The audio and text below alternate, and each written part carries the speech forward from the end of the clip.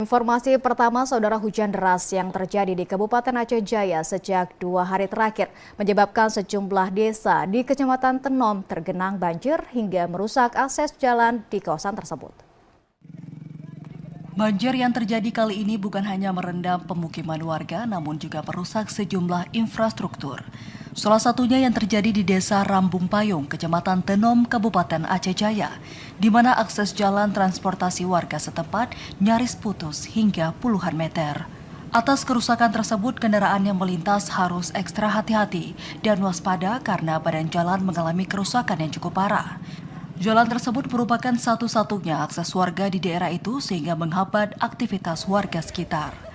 Camat Tenom Teku Nazarudin saat ditemui di lokasi banjir mengatakan banjir yang terjadi di desa ini menyebabkan akses masyarakat setempat tidak bisa dilalui sehingga perlu penanganan cepat dari pemerintah.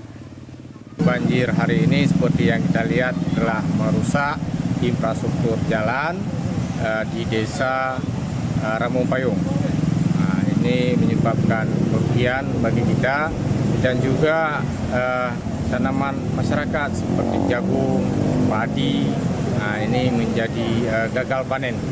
Selain mengalami kerusakan infrastruktur, lahan pertanian dan perkebunan warga juga ikut terendam, sehingga menyebabkan kerugian besar bagi masyarakat.